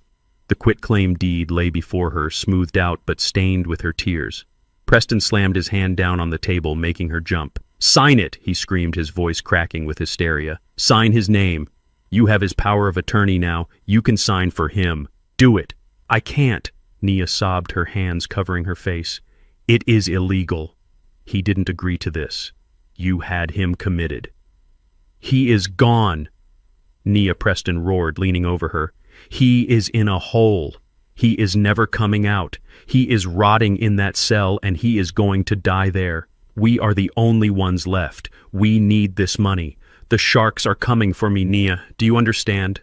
They will break my legs. They will hurt you. He grabbed a handful of her hair and yanked her head back, forcing her to look at him. He brought the knife up, pressing the cold, jagged metal against the soft skin of her throat. A single drop of blood welled up under the blade. Sign the paper. He hissed, his eyes wide and bloodshot. Sign it, or I swear to God I will cut you. I have nothing left to lose. I will kill you and tell the police your crazy father broke out and did it. They will believe me. Everyone believes me. Nia whimpered, reaching for the pen with a shaking hand. She was going to do it. She was going to sign away her heritage to save her life. She touched the pen to the paper. At that moment, the world outside the cabin exploded with light. High-intensity beams cut through the thin curtains, flooding the room with a blinding white glare. The gravel driveway crunched under the weight of heavy, precision-engineered tires. It wasn't just one car, it was a fleet. Preston froze, the knife still pressed against Nia's throat. "Who is that?" he whispered, squinting against the light. "Is it the police?" He dragged Nia up from the chair, using her as a human shield, turning her toward the door. "Don't move," he warned her. "If they come in, you bleed." The front door didn't just open, it disintegrated. A single thunderous crash shook the foundations of the cabin as the lock, the frame, and the wood shattered inward. Splinters flew through the air like shrapnel. Two figures dressed in tactical black burst into the room. They moved with a speed and fluidity that the human eye struggled to follow. They weren't police. They were my personal extraction team men who had cleared rooms in war zones before they ever put on a suit for King Logistics. Preston tried to scream, tried to tighten his grip on the knife, but he was fighting gravity and professionals. The first guard struck Preston's wrist with a baton, a sickening crack echoing through the room. The knife clattered to the floor. The second guard swept Preston's legs, driving him into the hardwood floor face first. Nia screamed and scrambled backward, crashing into the wall. "Stay down," the guard barked, pressing a knee into the center of Preston's back. Preston howled in pain and confusion. "Who are you? What is happening?" Then silence fell over the room. The dust from the door settled. The guard stepped aside, creating a path. I stepped through the broken doorway. I was no longer wearing the moth-eaten wool jacket or the stained work trousers. I was wearing a bespoke Italian suit, charcoal gray, cut to perfection. My shoes were polished to a mirror shine. A silk tie was knotted precisely at my throat. I didn't walk with the stoop of an old man. I walked with the upright, imposing posture of a man who commands armies. I held a gold-handled cane not for support, but as a symbol of authority. I stepped into the light of the living room. I looked at the broken vase. I looked at my terrified daughter. I looked at the man pinned to the floor, like a cockroach. "Hello, Preston," I said. My voice was calm, deep, and resonated with absolute power. Preston twisted his head, trying to see me. His eyes widened until they were almost perfectly round. He blinked, trying to reconcile the image of the ragged old man he had thrown into a van with the Titan standing before him. "Reggie," he gasped. "How? You were in the home. You are broke." I walked over to him. The sound of my expensive shoes on the wood was sharp and distinct. I stopped inches from his face. I looked down at him with cold indifference. "I am not Reggie," I said. "Reggie was a character, a test, and you failed." I signaled to the guards. They hauled Preston up to his knees, forcing him to look at me. He was shaking, sweat and snot running down his face. He looked at the suit. He looked at the guards. He looked at the line of Rolls-Royces visible through the shattered door. "Who are you?" Preston screamed, his mind snapping under the strain of the reality shift. "You are a nobody. You are an unemployed loser." I leaned in close. I wanted him to hear every syllable. "I am the man who signs the checks of the CEO who fired you," I said. "I am the majority shareholder of the bank that holds your mortgage. I am the owner of the land you are kneeling on. And right now, I am the man who owns your life." Preston shook his head. "No. No. That is impossible. You are just a mechanic." "I was a mechanic 40 years ago," I corrected. "Now I am King Logistics. And you, Preston, are a trespasser. You are a kidnapper. You are a fraud." I looked at Nia. She was staring at me, her mouth open, tears drying on her cheeks. She saw the suit. She saw the power, and for the first time she saw her father not as a victim, but as a force of nature. "Daddy," she whispered. I turned back to Preston. "You wanted my money," I said. You wanted my power. Well, here it is. This is what power looks like, son. It doesn't look like bullying a woman with a knife. It looks like ending a man's entire existence without raising your voice. I motioned to Ms. Steinberg, who stepped into the room holding a tablet. Show him, I ordered. She held the screen in front of Preston's face. It showed a live feed of his secret warehouse being raided by the FBI. It showed his bank accounts being seized. It showed his face on a breaking news alert for corporate espionage. You are finished, Preston, I said. You have no money. You have no job, you have no wife, and as of this moment you have no freedom. Take him out of my house, I commanded the guards, and make sure he hits every step on the way down. As they dragged him screaming out the door, I turned to my daughter. I held out my hand. She looked at it, then at me. She rushed forward and buried her face in my chest, sobbing. I held her tight, the expensive fabric of my suit absorbing her tears. The war was over, but the cleanup was just beginning. Preston Sterling was a cockroach. You could step on him, you could spray him, but he always found a way to skitter back into the darkness. I thought the FBI raid on his digital life would be the end of it, but I underestimated the blindness of a mother's love. His parents, decent people who had no idea their son was a monster, mortgaged their retirement home to post his bail. He was out within 48 hours, and instead of running, instead of hiding, he did the only thing a narcissist knows how to do. He sought the spotlight. I turned on the television in my living room. Every channel was broadcasting the same breaking news alert. There he was. Preston sat in a studio chair looking gaunt and bruised, wearing a cheap suit that was clearly borrowed. He was crying. It was a masterful performance. My father-in-law is not who he says he is. Preston sobbed to the interviewer, a woman known for her sympathy pieces. He claims to be a businessman, but he is a criminal mastermind. He has connections to the underworld. He kidnapped my wife. He is holding her hostage in that cabin right now. Those men in black suits aren't security. They are his hit squad. The interviewer leaned in her face, a mask of concern. And the charges against you, Preston, the corporate espionage. Fabricated, Preston insisted, wiping a tear. He hacked my computer. He planted the evidence. He has billions of dollars. He can buy the police. He can buy the judges. I am just a regular guy who tried to protect his wife, and now he is trying to destroy me. Please, if anyone is listening, save Nia. Save my wife. The public ate it up. Social media exploded. Within an hour, there were hashtags trending. Justice for Preston. Free Nia. A crowd began to gather at the gate of my property. They held signs. They shouted threats. They called me a monster. They didn't see a father protecting his daughter. They saw a rich villain crushing a poor boy. I turned off the TV. I looked at Nia. She was sitting in the corner, shaking her head in disbelief. He is good, she whispered. He is so good at lying. He is desperate, I corrected. And desperation makes men careless. I picked up my phone. Ms. Steinberg, I said, set up the stage. We are going live in 30 minutes. I walked out onto the porch. The crowd at the gate was growing. News vans were pulling up their satellite dishes, extending like hungry necks. I didn't hide. I didn't retreat. I signaled to my security team. They opened the main gate. Let them in, I ordered. The reporters rushed up the driveway, cameras rolling, microphones extended. They expected a confrontation. They expected a fortress. What they found was a 70-year-old man standing on the porch of a humble cabin holding his daughter's hand. Behind me, my team had set up a massive LED screen. It looked out of place against the weathered wood of the cabin, a monolith of technology in the wilderness. Mr. King, a reporter shouted, "Is it true you are holding your daughter hostage?" I didn't answer. I simply pointed to the screen. The image flickered to life. It wasn't a pre-recorded video. It was a live feed. The timestamp in the corner marked the seconds ticking by in real time. The location was a nondescript warehouse in the industrial district, a property Preston had rented under a shell company 3 years ago.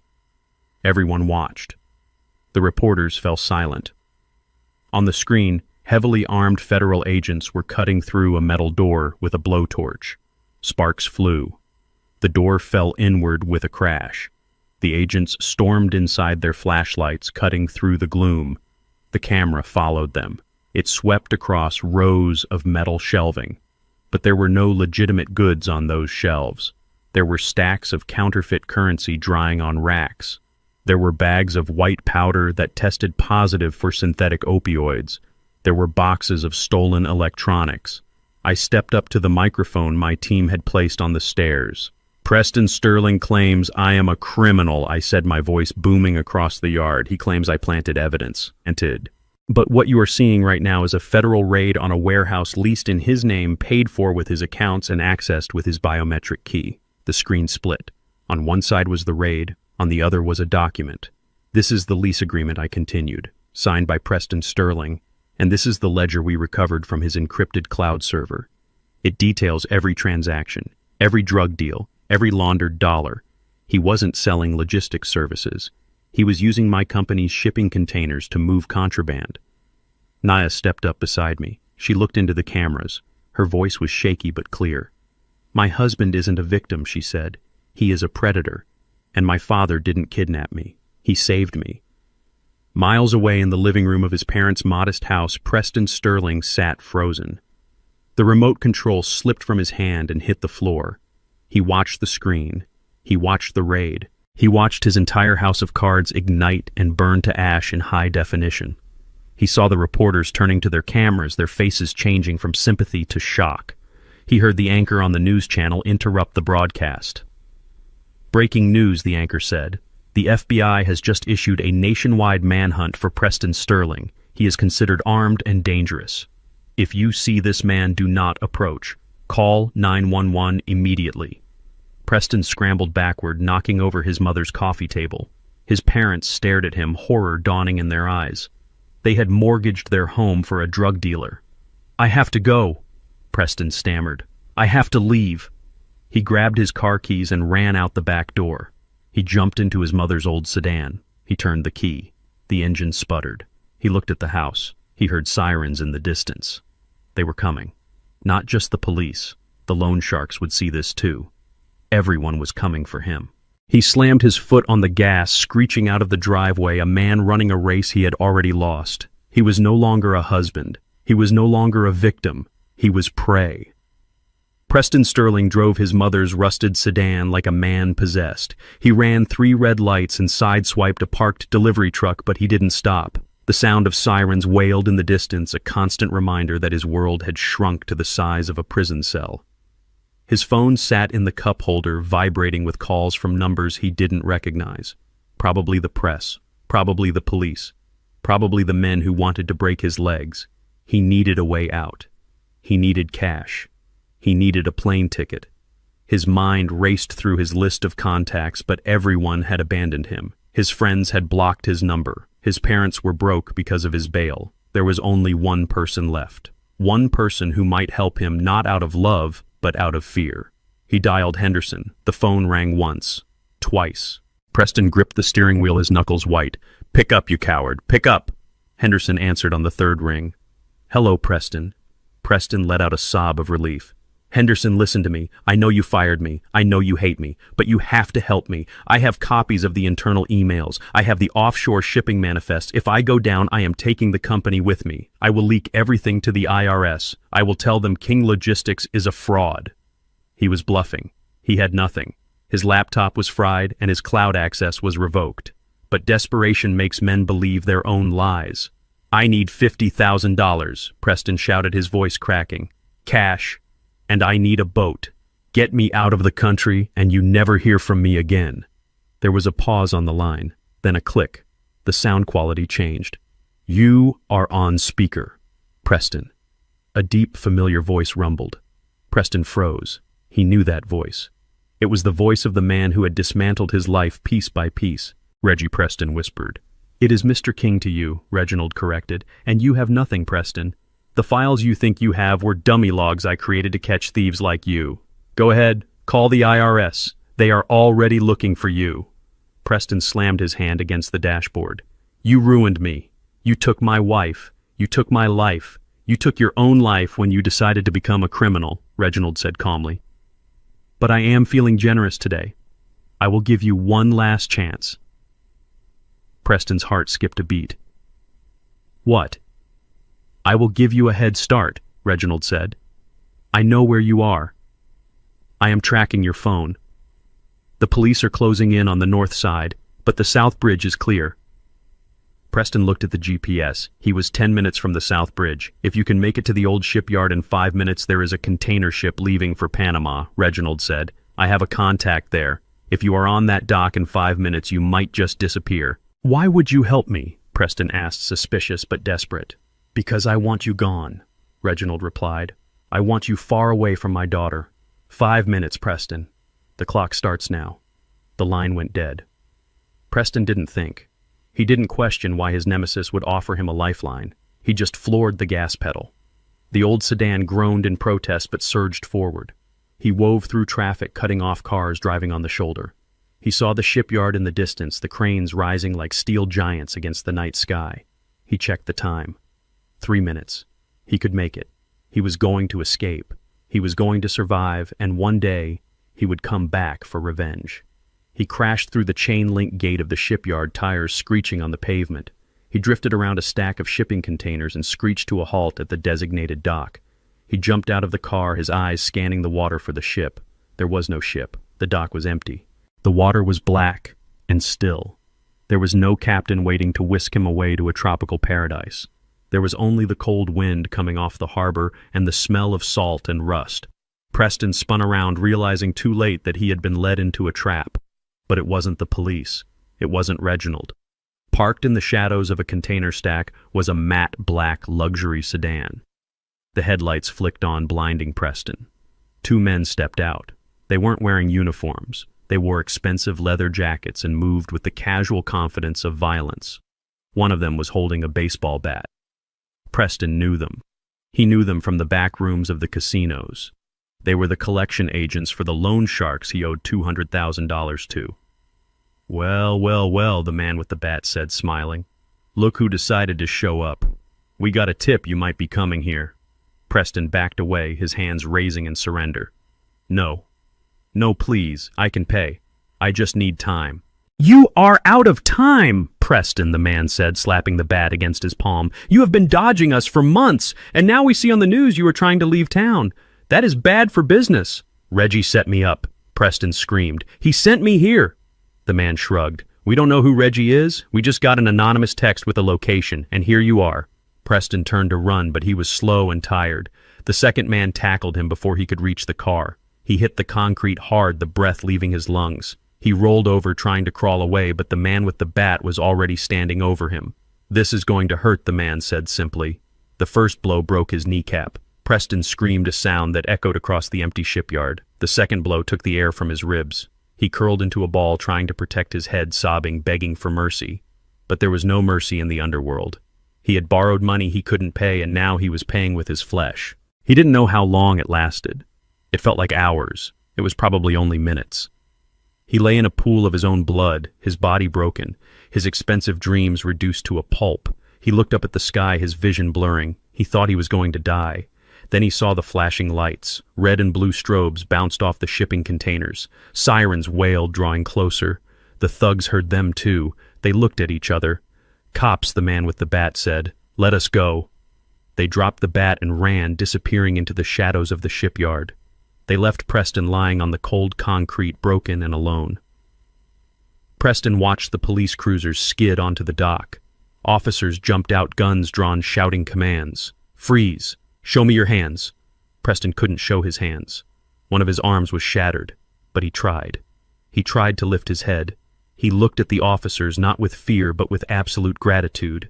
Help me, he wheezed, blood bubbling on his lips. The officers approached cautiously. They saw the condition he was in. They lowered their weapons slightly, but kept them trained on him.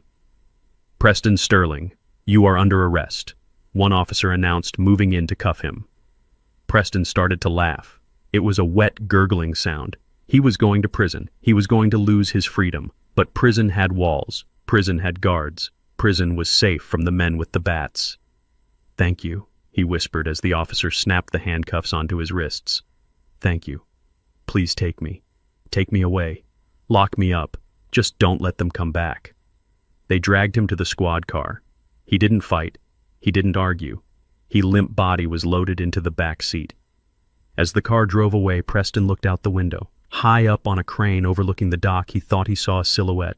A man in a suit watching. A man with a cane. Reggie, he thought. You won. He closed his eyes and let the darkness take him, terrified of what awaited him when he woke up, but grateful that for tonight the beating was over. He had wanted a life of luxury. Instead, he had earned a life of survival, and he knew deep down that he deserved every second of it. The smell of antiseptic in the private hospital room was sharp and cold, a stark contrast to the warmth of the summer afternoon outside the window.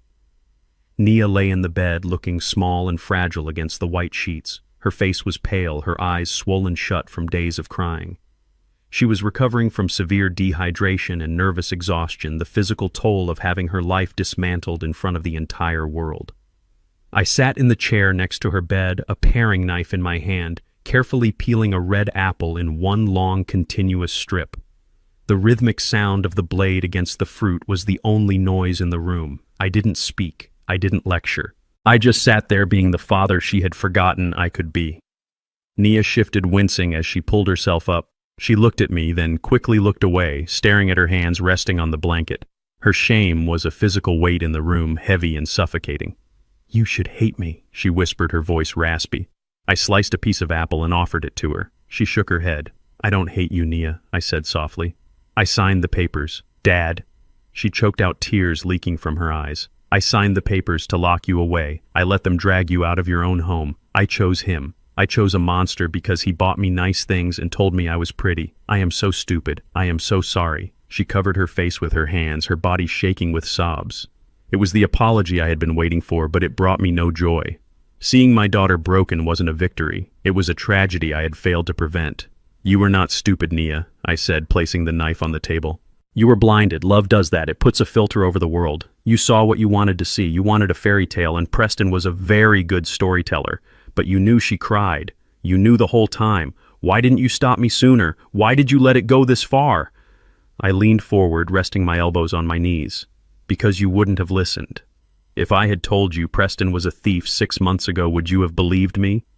Or would you have called me a jealous old man? If I had bailed you out every time you hit a wall, would you have learned to climb it? You had to see his true face, Nia. And unfortunately, monsters only show their true faces when they think they have won." Nia looked at me, her eyes searching mine for an answer to the question that had been haunting her since the wedding. "Why did you hide it, Dad?" she asked. "The money? The company? Why did you live like that? If I had known you were a billionaire, none of this would have happened." "That is exactly why I hid it," I replied firmly. I stood up and walked to the window, looking out at the city skyline. "When your mother died, I realized something terrifying. I realized that I could buy anything in the world, but I couldn't buy character. I couldn't buy loyalty, and I certainly couldn't buy love. I watched my friends, other wealthy men, raise children who became spoiled, entitled brats. They married people who loved their bank accounts, not their hearts. I didn't want that for you." I turned back to her. "I wanted you to be loved for who you are, Nia, not for being the heiress to King Logistics. If I had flashed my money, Preston would have still married you. In fact, he would have married you faster. He would have been the perfect son-in-law. He would have smiled and nodded and waited patiently for me to die so he could inherit the empire. You never would have known he was a snake until it was too late. By hiding who I was, I forced him to show who he was. He didn't think you had a safety net, so he treated you like you were disposable. That is how you measure a man, Nia. You don't look at how he treats a CEO. You look at how he treats a person who can do absolutely nothing for him." Nia absorbed my words. The realization washed over her. The poverty had been a filter, a test that Preston had failed spectacularly. "He never loved me." She whispered the truth, finally settling in her heart. He just wanted a way in, and when he thought the door was closed, he tried to break it down. I walked back to the bed and took her hand. It was cold, but she squeezed mine back. "He loved what you could give him," I said. "But that is over now. He is gone. He is in a cage where he belongs, and you're still here. You are safe." Nia looked down at our joined hands. "I don't know what to do now, Dad. I have nothing. I lost the apartment. I lost my job because of the scandal. I am 28 years old and I have nothing to show for it but a criminal record by association and a broken heart." "You have something very valuable," I corrected. "You have a clean slate." I reached into the inner pocket of my jacket. I pulled out a small velvet pouch. Nia flinched, perhaps expecting jewelry, perhaps expecting another lesson. I opened the pouch and tipped the contents into her palm. It was a single silver key. "It is not a mansion," I said. And it is not a handout. It is an apartment in New York City. It is small. It is a fourth-floor walk-up. But it is in a good neighborhood, and the rent is paid for 1 year. Nia looked at the key, confusion wrinkling her brow. You are sending me away. I am sending you to find yourself, I said. In this town you will always be the girl who married the con artist. You will always be the billionaire's daughter. In New York, you are just Nia. No one knows you. No one cares about your father. I reached into my pocket again and pulled out a business card. This is the number of a friend of mine who runs a non-profit art gallery in Brooklyn. I know you always loved painting before Preston told you it was a waste of time. She has an opening for an assistant. It pays minimum wage. You will have to budget. You will have to take the subway. You will have to work hard. But it will be your work. Your life. Nia closed her hand around the key.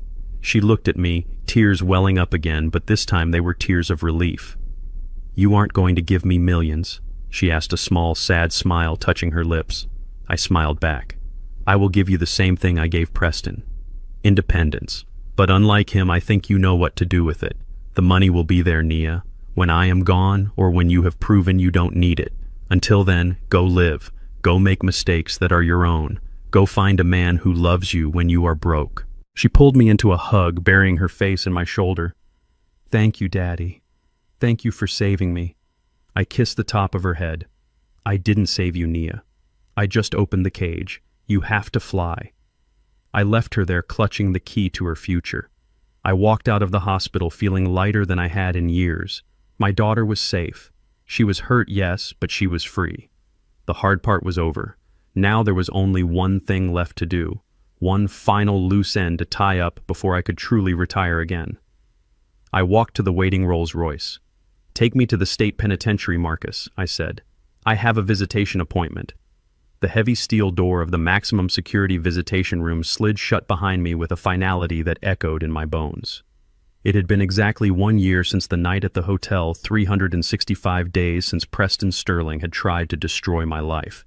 The air inside the prison smelled of industrial cleaner and despair, a scent that clung to the clothes of everyone who entered. I sat on the hard plastic stool on the free side of the plexiglass barrier. I adjusted my cufflinks, the gold catching the harsh fluorescent light. I waited. When the guards brought him in, I almost didn't recognize him. The man who shuffled toward the glass wasn't the arrogant, chest-puffing executive in a white tuxedo. He was a ghost. His head was shaved, revealing a scalp scarred from fights he had undoubtedly lost. His skin was sallow, the color of old parchment, and he had lost at least 30 pounds. The orange jumpsuit hung off his frame like a sack. He sat down slowly, wincing as if his body was a map of bruises. He didn't look at me at first. He looked at his hands, which were calloused and shaking. He picked up the black receiver. I did the same. "Hello, Preston," I said. He looked up then. His eyes were dull, stripped of the fire that had once fueled his greed. But when he saw my suit, the bespoke tailoring, the watch on my wrist, a spark of the old hatred flickered to life. "You came," he rasped, his voice rough from disuse. "I told you I would," I replied. He let out a dry, hacking laugh. "You came to gloat. You came to see the animal in the cage. Does it make you feel big, Reggie? Does it make you feel like a man to see me like this?" I looked at him with no emotion. I didn't feel big. I didn't feel small. I felt nothing. He was just a ledger entry that had been closed out, a bad investment written off. "I didn't come to gloat, Preston," I said quietly. "I came to see if you had learned anything." "Learned anything," he spat, leaning closer to the glass. "I learned that rich people can buy their way out of anything. I learned that the system is rigged.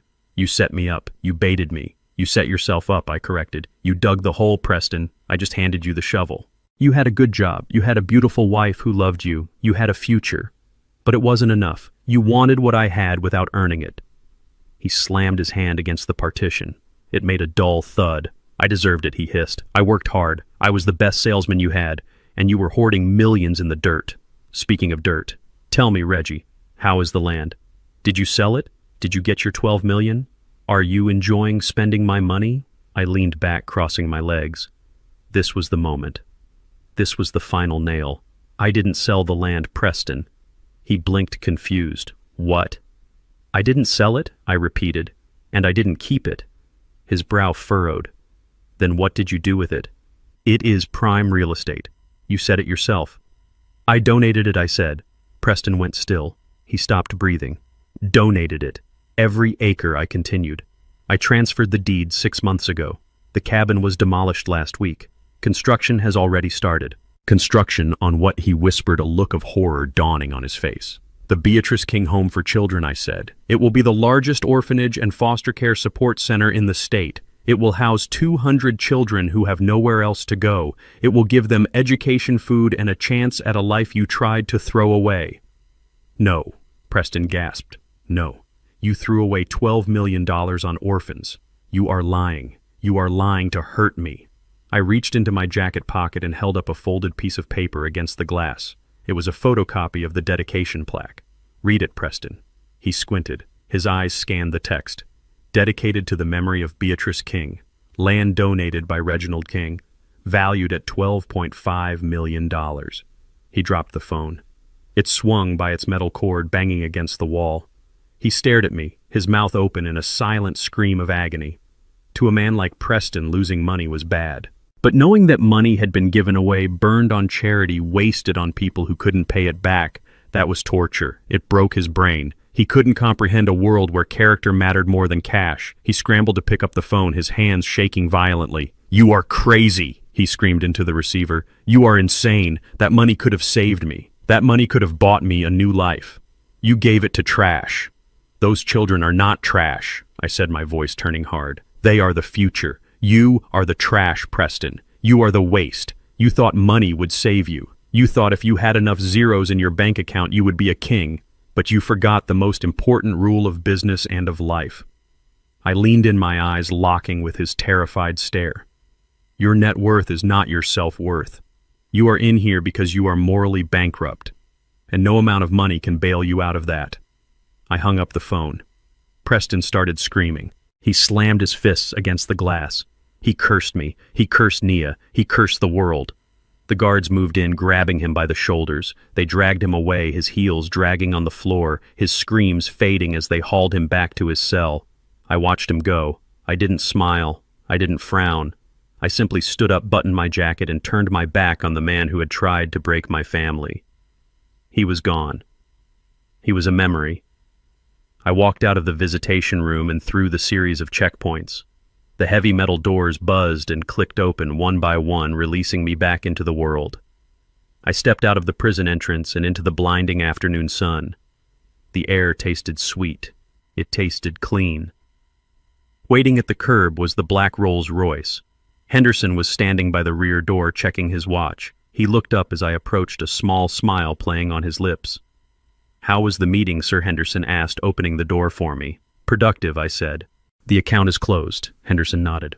"Good. The board is waiting, Mr. King. The merger with the European shipping line is on the table, and they won't sign without your approval."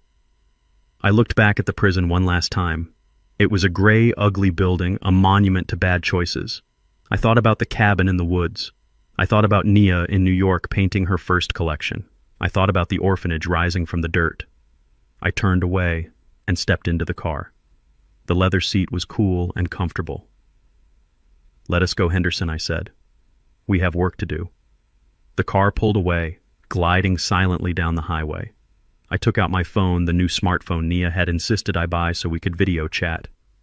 I opened the calendar. I had a board meeting at 2, a charity gala at 6, and a video call with my daughter at 9. I was Reginald King, I was 70 years old, and I was just getting started. In the end, this wasn't just about saving my daughter from a bad marriage. It was about saving her from a life of superficiality. I learned that you can give your children everything, but if you don't teach them to value character over currency, you have given them nothing. Preston thought power was about intimidation and luxury. He learned too late that true power is quiet. It is the discipline to stand your ground when the world underestimates you. Don't let the noise of status blind you to the quiet signal of integrity. Money comes and goes, but your name is the only thing that stays with you until the end. Keep it clean. If you agree that respect must be earned and not bought, hit that like button and subscribe to join our community of truth seekers.